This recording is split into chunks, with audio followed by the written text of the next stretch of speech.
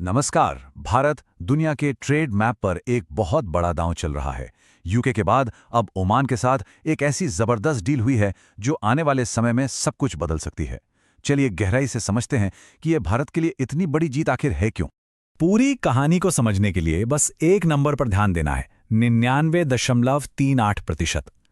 अब सवाल यह है कि आखिर इस एक नंबर में ऐसा क्या खास है। असल में यही वो नंबर है जो भारत की इस ऐतिहासिक कामयाबी का पूरा सार बताता है। देखिए, ये 99.38% सिर्फ एक आंकड़ा नहीं है। ये एक बहुत बड़ी कॉम्पिटिटिव एज है।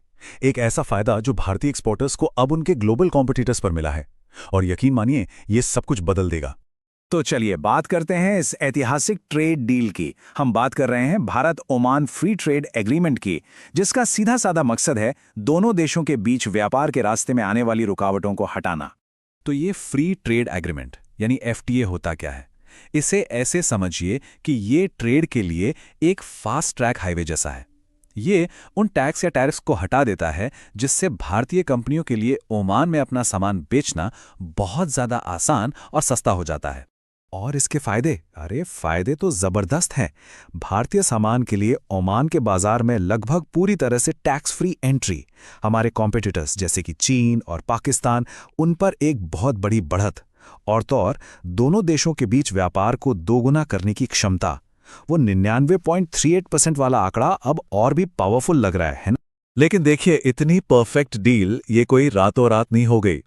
ये उस मजबूत रणनीतिक रिश्ते की नींव पर बनी है जो भारत और ओमान ने दशकों से मिलकर बनाया है। इस दोस्ती की नींव बहुत गहरी है। ओमान ने भारत को अपने बेहद अहम दुक्कुम पोर्ट तक स्पेशल एक्सेस दिया है, जो अरब सागर में एक बहुत ही स्ट्रेटेजिक लोकेशन है। दोनों देश मिलकर रेगुलर अल नज़ाह मिलिट्री एक्सरसाइज करते हैं, और हमारे डिप्लोमैटिक रिश्ते तो दशकों से मजबूत है। यही वो भरोसा है जो इस तरह की ट्रेड डील को मुमकिन बनाता है। अब जरा आंकड़ों पर नजर डालते हैं, और ये आंकड़े कमाल के हैं।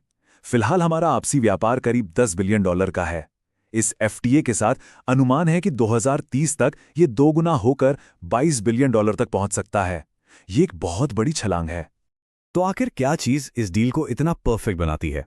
सीधी सी बात है, ये भारत की नेगोशिएशन का एक शानदार नमूना है, एक मास्टर क्लास। ये डील भारत के लिए लगभग एक तरफा जीत जैसी है। मतलब भारत से जाने वाले लगभग सभी प्रोडक्ट्स को ओमान में जीरो टैरिफ एक्सेस मिलता है, लेकिन बदले में भारत ने अपनी तरफ से बहुत ही कम छूट दी है और अपने जरूरी सेक्टर्स जैसे डेयरी और एग्रीकल्चर को पूरी तरह से प्रोटेक्ट किया है। ये वाकई में एक स्मार्ट नेगोशिएशन है। जरा देखिए कि भारत ने किन किन चीजों को बचा लिया। डेयरी प्रोडक्ट्स, चाय, कॉफी, सोना, चांदी, ज्वेलरी, इन सभी अहम भारतीय इंडस्ट्रीज को इस डील में पूरी तरह से सेफ रखा गया है। भारत ने अपने हितों की बहुत ही समझदारी से रक्षा की है। तो जमीन पर इसका असर क्या होगा? बहुत सीधा सा है। भारतीय सामान अब ओमान के बाजारों में पाकिस्तानी, चीनी या यहां तक कि यूरोपियन सामान से ज्यादा सस्ता और कॉम्पिटिटिव होगा। ये भारतीय बिजनेस के लिए एक बहुत बहुत बड़ी जीत है।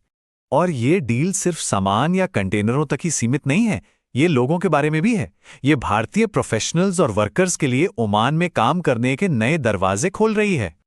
ये वाला पॉइंट तो सच में गेम चेंजर है। पहले भारत के कॉन्ट्रैक्ट वर्कर्स ओमान में सिर्फ 90 दिन तक रह सकते थे। अब वो 2 साल तक रह सकते हैं, और इसे आगे भी बढ़ाया जा सकता है। ये न सिर्फ उन्हें स्थिरता देता है, बल्कि पाकिस्तानी या बांग्लादेशी वर्कर्स के मुकाबले एक बड़ी बढ़त भी देता है। सिर्फ कर्मचारियों के लिए ही नहीं, भारतीय कंपनियों के लिए भी बहुत बड़ी खुशखबरी है। कंपनियां अब अपने 50% स्टाफ को भारत से ओमान भेज सकती हैं, जबकि पहले ये लिमिट सिर्फ 20% थी। इससे उनके लिए वहां अपना काम संभालना बहुत आसान हो जाएगा। और मौके यहीं खत्म नहीं होते। Accountants, tax experts, architects, doctors और नर्स जैसे प्रोफेशनल्स के लिए अब ओमान में एंट्री करना और रहना पहले से कहीं ज्यादा आसान हो गया है। और सबसे बड़ी बात, भारतीय सर्विस कंपनियां अब ओमान में 100% ओनरशिप के साथ अपना ऑपरेशन शुरू कर सकती हैं। तो ठीक है, ये तो हुई भारत और ओमान की बात, लेकिन इस डील का दुनिया के लिए क्या मतलब है? ये पूरी दुनिया को क्या मैसेज दे रहा है? ये समझौता भारत को एक ऐसी जबरदस्त बढ़त देता है जो किसी और के पास नहीं है, क्योंकि हमारे किसी भी बड़े कॉम्पिटिटर के पास ओमान के साथ ऐसी कोई डील है ही नहीं।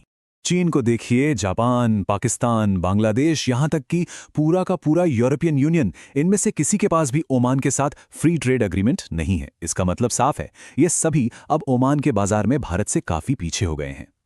और इस कामयाबी का असर दूसरी जगहों पर भी पड़ रहा है, खासकर अमेरिका और यूरोपियन यूनियन जैसी वेस्टर्न पावर्स पर, जिनके साथ भारत की ट्रेड बातचीत रुकी हुई है।